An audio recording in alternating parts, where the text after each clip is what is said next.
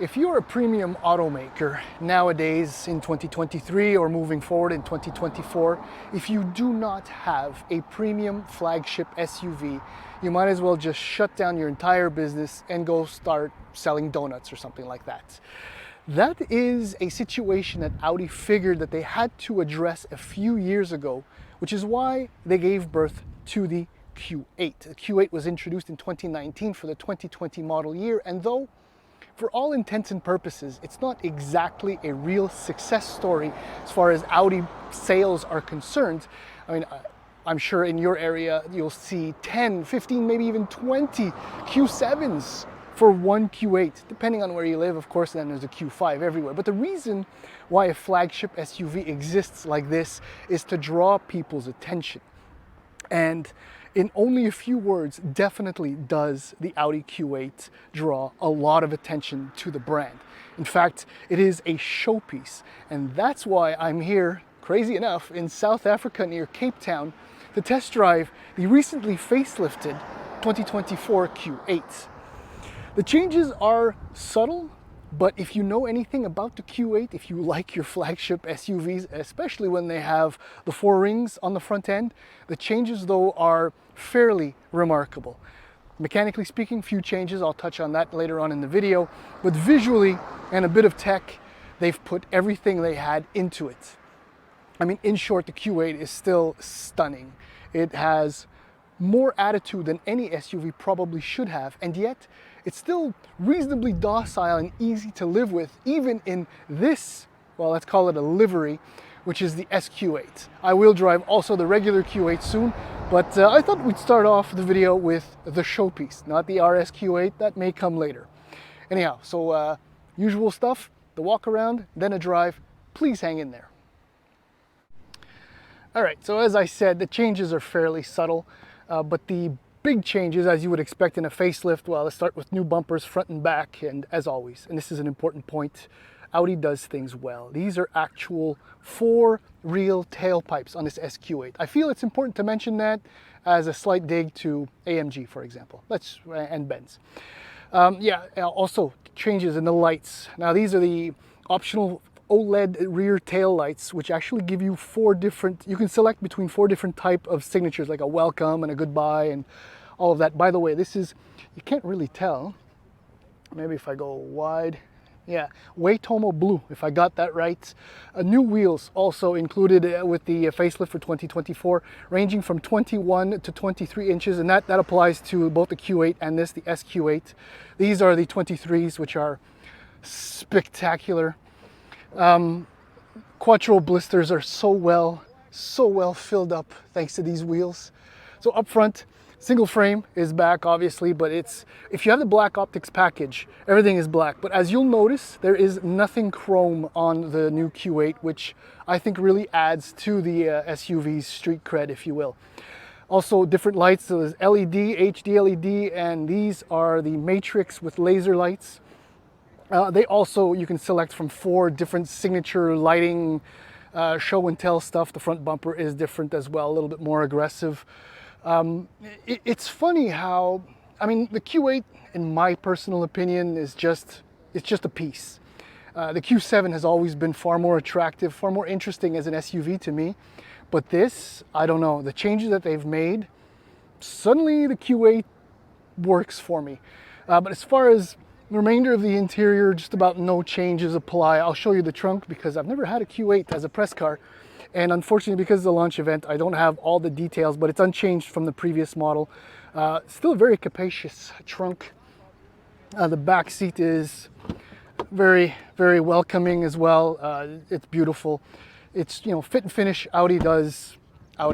Essentially, Audi is his own brand when it comes to fit finish. This has the carbon interior, the different inlays. There's wood, aluminum, and this carbon. You get your multiple screens.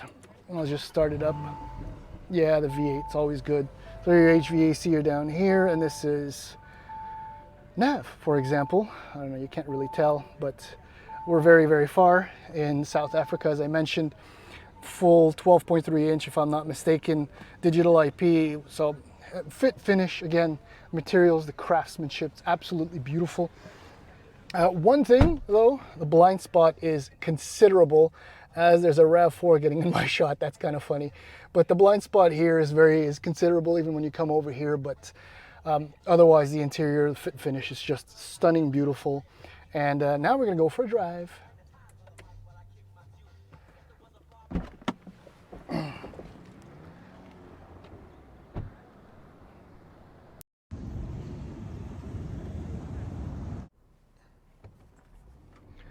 Alrighty then, so driving around. So as you saw just now in the video, I spent a day with the SQ8 and now I'm in a regular Q8. So obviously the differences are, well, I mean the SQ8 has a twin turbo 4-liter V8 that puts out over 500 horsepower.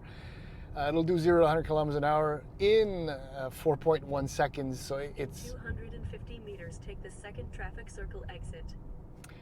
As I noted, I'm near Cape Town in South Africa. I have no idea where I'm going, and I don't want to get lost because there are places I'm not supposed to go or probably shouldn't go. Therefore, she may interrupt me on a few occasions, but that's for my safety. Right, twin turbo V8, it's really fast. Now the Q8... The second traffic circle exit. The second, that would be right here, yes. Okay, there we are. So the Q8 has the powertrains have not changed. So this is still the 3-liter turbocharged V6 with 48-volt mild hybrid assistance. So it's 335 horsepower, 369 pound-feet of torque. For all intents and purposes, for all types of driving, this engine is absolutely perfect. And despite the weight and the size of this SUV, it's fine. It's just absolutely fine. It gets out of its own way fairly quickly. The 8-speed automatic transmission too does a really very nice job of putting the power to the quattro all-wheel drive system, and it's quite sharp. I have to say that the powertrain itself is nice. There are some minor issues which I will touch on very shortly, because nothing is perfect, obviously. Yeah, so the throttle response is good. Now, actually, let's do that. So, drive modes, okay? So I have obviously configured my individual because that's what I like to do. And the drive itself, I have it in sport because, well, why not? Throttle response is sharper and everything that, and even when you get down into efficiency from balanced, which is the middle setting, there's laggy and then there's laggy. I'll just leave it at that. So in sport, it actually works best, in my opinion, in the driving I've been doing. Right now, one lap of Tabletop Mountain, which is really cool. But I was out on the highway earlier and I did a bunch of other driving. Definitely in these cases where you might want to get on the throttle, or highway and now, sport is best. And we have a stinky car up ahead. So next, suspension. Here we go. So I have it set in comfortable, as I almost always do. The big reason for it here, and I think it serves to explain the Q8 versus, say, the Q7. This is more sport than premium, refined, and comfortable. It may have to do with the wheels, but I know you can get big wheels on the Q7 as well. The tester itself now, I mean, wheel sizes start out at 21, and then you get 22s, which are fitted to this Q8, and the SQ8 I had yesterday had 23s. Now, in any setting, other than comfortable, even balanced and worse in sport, it's as though the adaptive air suspension, which is fitted to this one and is standard in the SQ8, has a hard time managing the body movements. And it can get choppy and even a little bit rough. There's a lack of refinement there that I was not expecting, that I don't remember experiencing when I last drove the Q7. So definitely in the greater Montreal area, or anywhere in Canada for that matter, you need comfortable in order to be comfortable. And then there's steering. So I'm set up and balanced where it's well balanced. In sports, a little bit sharper, a little bit slower. In comfortable, the reason is, well, it feels too fake in sport, and I don't like the responsiveness in comfortable. Even in balanced, which seems to me to be the best kind of an in-betweener, I don't know, the steering feels a little over-assisted, sometimes even a little under-assisted, and there's absolutely no connection to the road up ahead. I mean, to the wheels, I mean, they are obeying every input I am giving. This car and the SQ8 both have four-wheel steering on these testers, and that, as far as that's concerned, it's absolutely brilliant. Yesterday and even earlier this morning, you know, doing a U-turn in the heart of Cape Town in some of the areas, it's a little bit tight, and this is a big SUV, so it really saved the day. I don't know, it's a sporty SUV, but the steering doesn't feel so sporty. It's too artificial for my taste. And another thing, which I'm disappointed, I guess, but I'm not, because I'm not surprised by it, is even in the SQ8, the engines are too quiet. See, now, that's odd, because that's a sign of refinement, but the ride quality isn't that great. Steering is a little bit, you know, it's like decisions were made to make it too quiet on the inside and make it a little bit too sporty. I don't know, in my mind, you go all in or you don't at all. Look, overall, the driving experience is nice with the Q8.